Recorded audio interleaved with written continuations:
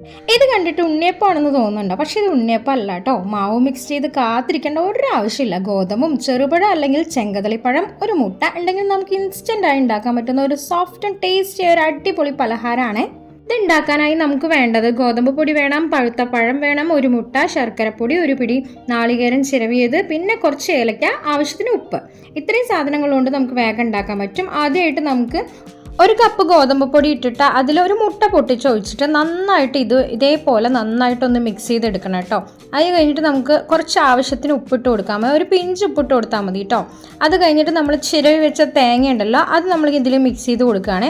നമ്മൾ ഒരു കപ്പ് തേങ്ങ ചിരവിയത്, 2 കപ്പ് ഗോതമ്പ് പൊടി, അതുപോലെ 1 കപ്പ് ശർക്കര പൊടി, ഇത്രയാണ് നമ്മൾ എടുത്തിരിക്കുന്നത്. നമ്മളിപ്പം ശർക്കര പാനിയാക്കാൻ വേണ്ടിയിട്ട് വെച്ചിട്ടുണ്ട്.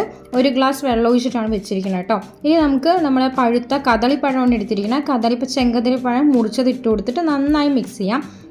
ഗോതമ്പും മുട്ടയും തേങ്ങയും കൂടെ മിക്സ് ചെയ്തതിന് ശേഷം നമ്മൾ ചെങ്കദളിപ്പഴം മിക്സ് ചെയ്തിരിക്കുകയാണ്. ഇതേപോലെ ആയാൽ മതി കേട്ടോ. നമ്മുടെ ശർക്കര പാനി ജസ്റ്റ് ഒന്ന് ശർക്കര അലിഞ്ഞ് കിട്ടിയാൽ മതി. ഇനി നമുക്ക് രണ്ടാമത്തെ കപ്പ് ഗോതമ്പ് പൊടി ഇട്ട് കൊടുക്കാം കേട്ടോ.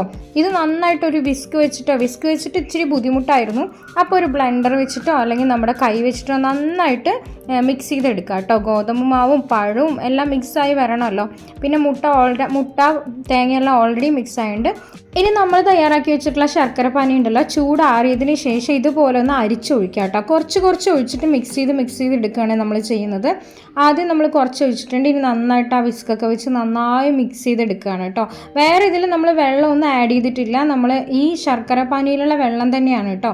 ഒരു തിക്കായിട്ടുള്ള ഒരു ബാറ്ററാണ് നമ്മൾ ഉണ്ടാക്കിയെടുക്കുന്നത്. ഇതുപോലെ നമ്മൾ നന്നായിട്ട് മിക്സ് ചെയ്ത് ആ 1 ഗ്ലാസ് ശർക്കര പാനി നമുക്ക് വേണ്ടി വന്നു കേട്ടോ. അപ്പോൾ നന്നായി മിക്സ് ചെയ്ത്, നിങ്ങൾക്ക് വെള്ളം കൂടുതൽ വേണമെങ്കിൽ അതിനനുസരിച്ച് വെച്ചോളൂ. ഈ ഒരു കൺസിസ്റ്റൻസിയാണ് കേട്ടോ നമ്മുടെ ബാറ്ററിന് വേണ്ടത്.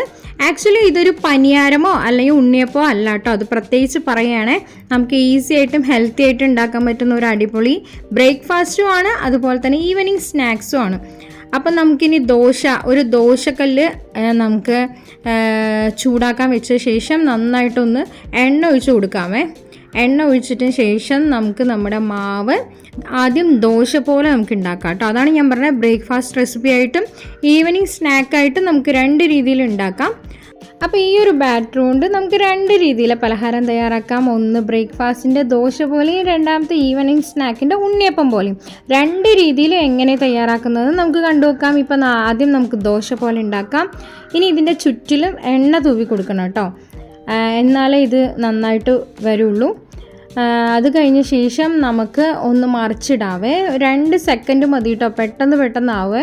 ഒന്ന് മറിച്ചിടാവേ. നല്ല ഹെൽത്തി ആയിട്ടുള്ള ഈ സംഭവമാണ്.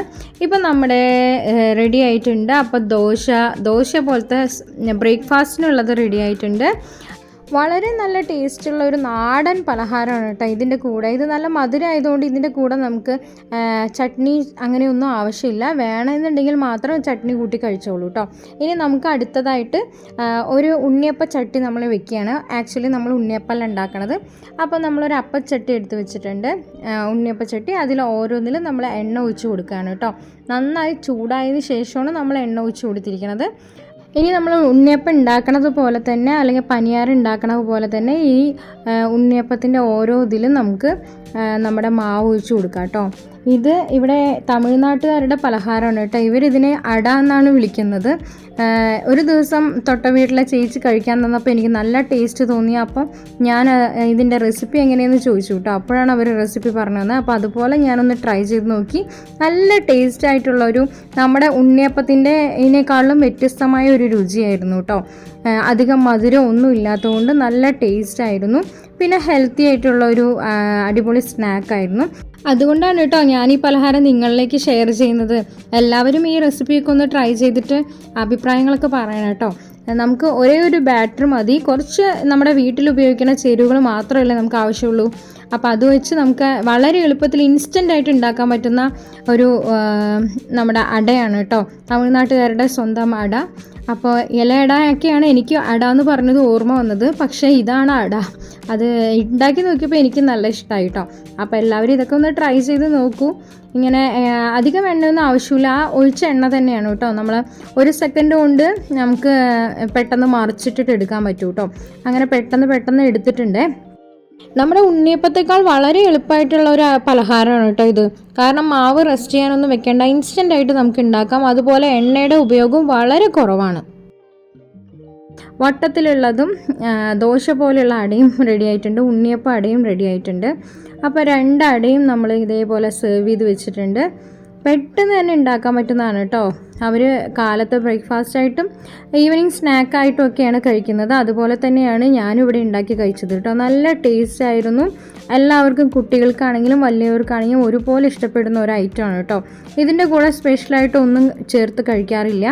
അപ്പോൾ നമുക്കും ഇതേപോലെ എല്ലാം ട്രൈ ചെയ്ത് നോക്കാം. നിങ്ങൾ ഇതുപോലെയൊക്കെ ഉണ്ടാക്കിയിട്ടുണ്ടോ? ഞാനിവിടെ തമിഴ്നാട്ടിൽ വന്ന ശേഷമാണ് ഇത് ഉണ്ടാക്കിയതും കഴിച്ചിട്ടുള്ളത്. ഇതിനു മുമ്പ് ഞാൻ കഴിച്ചിട്ടില്ല. നിങ്ങളുടെ അഭിപ്രായങ്ങളൊക്കെ ഒന്ന് പറയണം കേട്ടോ. നിങ്ങൾക്ക് ഇഷ്ടമായോ റെസിപ്പി? ഇതേപോലത്തെ റെസിപ്പി നിങ്ങൾ ചെയ്തിട്ടുണ്ടോ? അപ്പോൾ അതിൻ്റെ അഭിപ്രായങ്ങളൊക്കെ നമ്മുടെ കമൻറ്റിലൂടെ രേഖപ്പെടുത്തണം. പുതിയൊരു വീഡിയോ ആയിട്ട് ഞാൻ ഉടനെ തന്നെ വരുന്നതായിരിക്കും. അതിനു മുമ്പ് ഒരു കാര്യം കേട്ടോ, നമ്മുടെ ചാനലിലുള്ള മറ്റുള്ള വീഡിയോസ് എല്ലാം കണ്ടൊന്ന് സപ്പോർട്ട് ചെയ്യണേ. താങ്ക്